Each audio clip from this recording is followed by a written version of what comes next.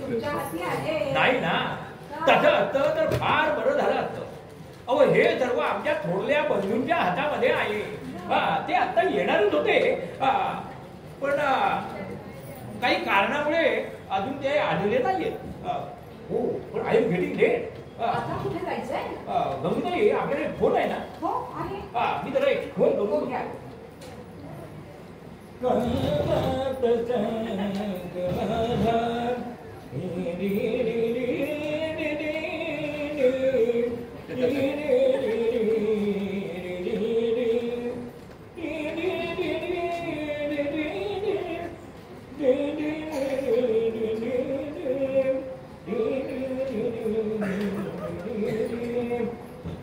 Extension 673. Yes. Good evening, sir. Divakar Datar from Bangalore speaking, sir. Yes, yes. Oh. No. काय म्हणतात? मला एक अर्ध्या तासात तिकडे यायला हवं. बट नाही. You can't live without India. My order. No. Oh, मला सेंट्रलची स्ट्रिक्ट ऑर्डर आहे. हा? येस. नाही. नो. हो. आलो एक 10 मिनिटात आलो. येस मीटिंग आलो. थँक्यू. I am sorry. मला आता ताबडतोब गेलं पाहिजे. मला एक अत्यंत महत्वाचं काम आहे. पण तुम्ही थोडा वेळ जर थांबलात ना तर माझे थोरले बंधू दाजी शास्त्री जातात, हे येतील तेवढ्यात.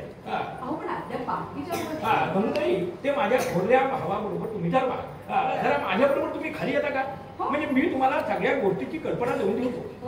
अच्छा, सी यू टुमारो. अच्छा, मी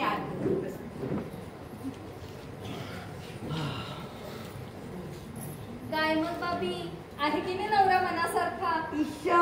काहीतरीच काय विचारतीस तू अक्का? म्हणजे समजलो, म्हणजे आहे पसंत. खरं सांगायचं म्हणजे हजारात मिळायचं नाही असा मुलगा.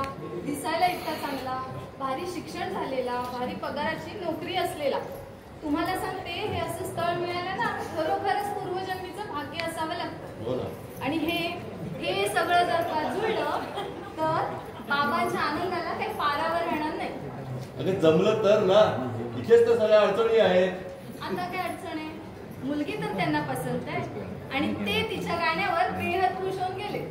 हे सगळं खरं आहे ग, पण ते जाताना काय बोलले ते ऐकलंच ना? त्यांच्या थोरल्या बंधूंचे म्हणे त्यांच्यावर फार मोठे ऋण आहे आणि लग्न ठरवणे हे सर्वस्वी त्यांच्या हाती आहे. हो, पण जर का दिवाकरांना मुलगी पसंत आहे तर त्यांचे थोरले बंधू काय थोडी साडी येणार आहे?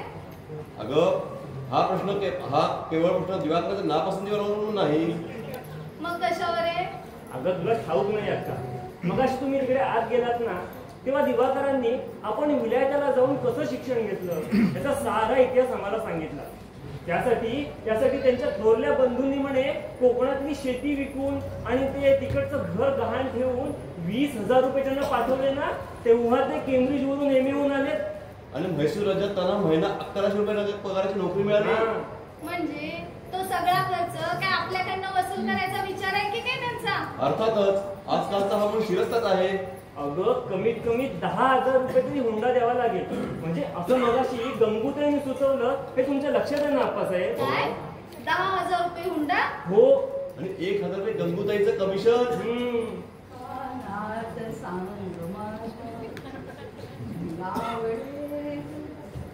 अहो त्यांचं आणि माझं अगदी मनमोकळेपणाने बोलणं झालं. ते मला म्हणाले की या बाबतीत मुलींच्या मंडळींशी बोलायला मला अगदी संकोच वाटतो, तेव्हा तुम्हीच त्यांना काहीतरी राहून सांगा. पण त्यांचे थोरले बंधू दाजी शास्त्री थोड्याच वेळात येतील इथे आणि मग काय तुमच्याशी बोलायचे ते बोलतील आणि काय ठरवायचे ते ठरवतील. थोरल्या बंधूवर स्वतःच इथे हजर असते म्हणजे फार बदल असते. हो मी त्यांना म्हटलं तसं, पण तुमच्या समोर नाही काय त्यांना घाईघाईने जावं लागलं. चीफ मिनिस्टरचा फोन आला होता. पण मग गंगूताई नेमकं म्हणणं काय त्यांचं? हो ते मला म्हणाले की लग्न करताना कोणत्याही स्वरूपात का होईना मुलीच्या मंडळींकडून पैसा घेणं हे माझ्या सद्सद विवेक बुद्धीच्या विरुद्ध आहे. मी जर माझ्या मुक्त्याला असतो ना तर एक छदाम ही घेतला नसता. पण वडील बंधूंच्या पुढे नाईलाज आहे हो. मी त्यांचं देणे कधी आले तेव्हा देण्या घेण्यासंबंधी ते जे काही ठरवतील ना ते ऐकण्या वाचून गत्यंतरच नाही. पण मग थोरल्या बंधूंच्या एकंदरीत अपेक्षा काय आहेत, म्हणजे याबद्दल काही कल्पना दिली का त्यांनी? हो याबद्दल काही बोलणं झालं नाही आमचं.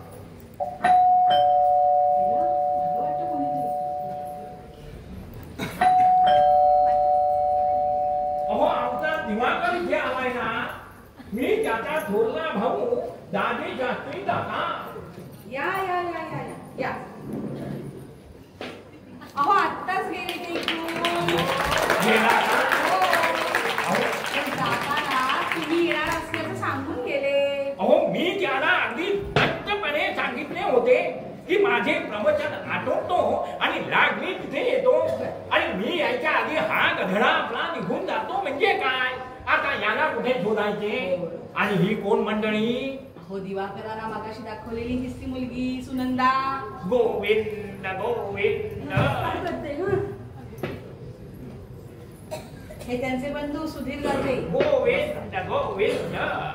ही त्यांची थोरली बहीण सुमती. आजच्या पुत्राचा सौभाग्यवती भव. आणि हे त्यांचे यजमान अरविंद. गोविंद गोविंद. वा वा वा वा.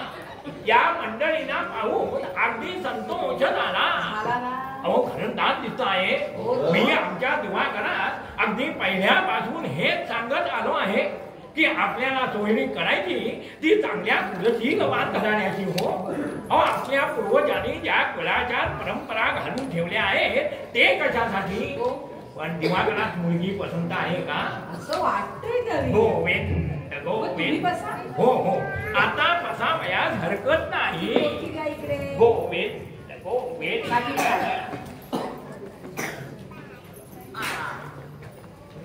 अहो ते मला म्हणाले की या संबंधी पुढील ज्या गोष्टी आहेत ना त्या आमच्या थोरल्या बंधूंशी करा आणि त्या दृष्टीने तुम्ही इथे आलात ना अगदी फार बरं झालं. अहो तसे बोलणे काही फार नाही हो. तुम्हाला ठाऊकच आहे या आमच्या दिवाकरात मी केम्ब्रिजला पाठवला आणि तेथून MA आणि FRE करून आणला. FRE? हो. FRE म्हणजे? अहो FRE म्हणजे माहित नाही तुम्हाला. अहो FRE म्हणजे बघा. हा, सांगा. ते आपल्याला शास्त्री बुवा सांगतील ना. हे तुम्हालाही ठाऊक नाही ना. मग तुम्ही कशाला आपले तोंड उघडले. अरे मला माहिती नाही ते यांना कुठले माहिती असणार. पण तुम्हाला मी सांगतो या आमच्या दिवाकरात मी केम्ब्रिजला पाठवला आणि तेथून MA आणि FRE करून आणला. या त्याच्या विलायतेच्या शिक्षणासाठी एकूण 4 वर्षासाठी 20,000 रुपये खर्च आला. 20,000? हो हो कपारनिकही कमी नाही. त्यासाठी आम्हाला आमचे वागरते राहते घर सावकाराकडे गहाण ठेवावे लागले. 2 उत्तम प्रकारच्या शेती विकाव्या लागल्या. आता माझ्या पदरचे पैसे असते म्हणजे मला परवा नसती हो. पण आमच्या वडिलांची घर गहाण ठेवून आणि शेती विकून ते पैसे काढण्याचा आणि ते खर्च करण्याचा आम्हाला काय अधिकार आहे. आमचे स्वर्गस्थ पूर्वज आम्हाला काय म्हणतील. तेव्हा आता तुम्ही सांगा ही आमची सर्व इस्टेट कर्जमुक्त करणं हे आमचे पहिले कर्तव्य आहे की नाही. मग आता मला असं सांगा ही सर्व इस्टेट कर्जमुक्त होणार कधी. म्हणजे याचा स्पष्ट अर्थ असा आहे की 15 ते 20,000 रुपये दिल्याखेरीज हे काही लग्न जुळत नाही. कसे बोलणार. गोविंद गोविंद. काय हो मुली नाव काय तुझे. सुनंदा. सुनंदा का. वा वा वा छान सुनंदा. शिक्षण किती झाले. BA का. छान छान. हो पण BA पास का. हो. अहो मग तसे सांगावे नुकतेच आपले BA काय. स्वयंपाक करता येतो का.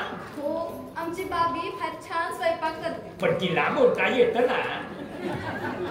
हो हल्लीच्या मुलींना आधी हे विचारावे लागते नाहीतर दिवसभरात 10 पातळे बदलल्याशिवाय दुसरे काही नाही. गोविंद गोविंद. ठीक आहे एक 2-3 दिवसात कळवतो आपणास. 2-3 दिवसात कळवता? ठीक ठीक. हो पण दिवाकर तर उद्याच बेंगळुरात जाणार आणि तुम्ही 2-3 दिवसात कळवून कसे जाणेल? ठीक आहे, उद्या सकाळी 10 वाजेपर्यंत गंगूताईंच्या ऑफिसमध्ये कळवतो. गंगूताईंकडे कळवता? ठीक ठीक. बरं येऊ मी आता. माझी आता अंधेकाची वेळ झाली. गोविंद गोविंद. या तुझी पोटी ही काढ. बाकी मुलगी आम्हाला पसंत आहे. हो ना? अहो दिवाकराने पसंत केली म्हणजे झाले. आम्ही आपले काय नुसते मम म्हणायचे. बरं गो मुली येतो हो. आनंदीत आनंदा पेचा पलोरा बराया. वा, अगं बापरे, वेळायला काय झालं? रडू नको. 15,000 रुपये हुंडा देऊन मला नाहीये लग्न करायचं. त्यापेक्षा मी जन्मभर कुमार राहीन. अहो एवढं नाराज व्हायचं काही कारण नाहीये. हे बघ आपण त्यातून काहीतरी मार्ग काढूया ना. अहो कसा मार्ग काढणार? 15,000 रुपये हुंडा द्यायला आम्ही काही जमीनदार किंवा सावकार नाही हो. एवढे पैसे आम्ही आणायचे कुठून? चोरी करायची का दरोडे घालायचे? अगं पण बाबी, या गोष्टीचा विचार करायला तुला सांगितलंय कोणी? हे बघ, बाबा आहेत, अक्का आहेत, मी आहे. तू कशाला डोक्याला त्रास करून देतेस? हे बघ, लग्न माझं आहे, तुझं नाही.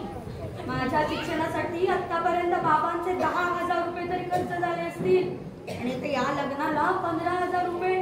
अरे आपल्याकडे 1,500 रुपये तरी आहेत का? इतके पैसे आपण आणायचे कुठून? आपल्या दातावर किती मांस याची कल्पना आहे मला. मी काही कुकुलबाई नाही. हे बघा सुनंदाताई, तुमचं म्हणणं पटतं मला, पण त्यांनी सुद्धा त्यांच्या शिक्षणासाठी 20,000 रुपये खर्च केला. हे तरी काही घेतलं नाही. अहो विलायतेला जाऊन आले ते. विलायतेच्या शिक्षणाची किंमत तुम्हाला असेल, आम्हाला नाही. आमचे अप्पासाहेबही विलायतेहून डिग्री घेऊन आले, पण त्यांनी आमच्या वडिलांकडून एकही रुपया हुंडा घेतला नाही अक्काशी लग्न करताना. अगं पण बाबी, मी त्यावेळेला BA होतो, विलायतेला जाऊन आलो नव्हतो. म्हणून काय झालं? विलायतेहून आल्यावर त्या सोन्याची शिंग उगवता. मी काय अडाणी नाही, चांगली बी आहे. माझ्या शिक्षणाला काहीच किंमत नाही का? दादा, अक्का, तुम्हाला दोघांना मी निक्षून सांगते, हे लग्न तुम्ही मोडलं म्हणून समजा. माझ्या लग्नाच्या भानगडीत इतपर तुम्ही पडू नका. मला काही स्वाभिमान आहे की नाही? अगं हा तुझ्या स्वाभिमानाचा प्रश्न नाहीये बाबी, हा बाबांच्या जीवन मरणाचा प्रश्न आहे. तुझं हे लग्न मोडलं असं जर बाबांना समजलं ना तर ते क्षणभर देखील जगणार नाही. त्यामुळे काहीही झालं तरी हे लग्न झालंच पाहिजे. काहीही झालं तरी? हो. म्हणजे काय? हा, आलं माझ्या लक्षात. येऊन जाऊन आता आपलं एक घर शिल्लक आहे, त्याचं तुम्ही वाटोळ करणार असंच ना? म्हणजे विलायतेच्या शिक्षणासाठी त्यांनी आपलं घर गहाण टाकलं, माझ्या लग्नासाठी आपलं घर तुम्ही मुंबून टाकणार असंच ना? मला नाहीये लग्न करायचं. माझं ना तर अगदी डोकं फुटायची वेळ आली, मी निघाले. अगं बाबी, अगं बाबी ऐक ना. आता कसा तोडगा काढणार यावर? हे बघ सुधीर, या संबंधी आपण आत्ताच काय बोलूया नको. घरी जाऊया आणि निवांत यावर विषयावर बोलूया. बर आप्पासाहेब, हा. तुम्ही जरा पुढे राहा. मी बरं आलो. बरं.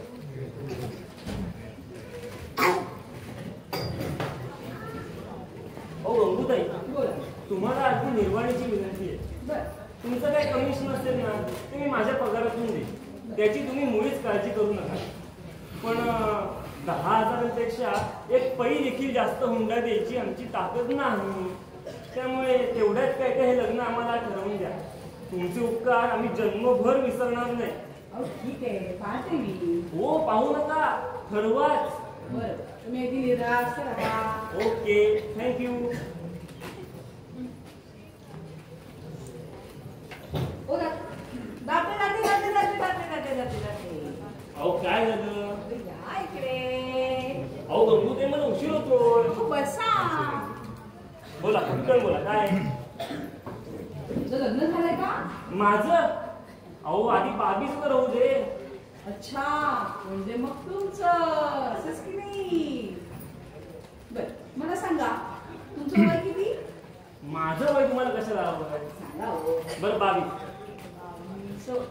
अहो तुमचा पण फॉर्म भरून घेऊया इथे. अरे सुधीर येतच ना? हो हो आलो आलो. अहो गंगूताई मी जरा गडबडीत आहे हो. आता कसली गडबड आली? अहो बागेची समजूत काढायची आता आणि किमान 10,000ची तरी तरतूद करायला नको. हो म्हणून म्हणजे इथे तुमचं पण आपण फॉर्म भरून घेऊ म्हणजे तुमची 10,000ची तरतूद पण झाली आणि तुमची चिंता पण मिटली. घ्या फॉर्म भरून. गंगूताई तुम्ही अगदी धन्य आहात.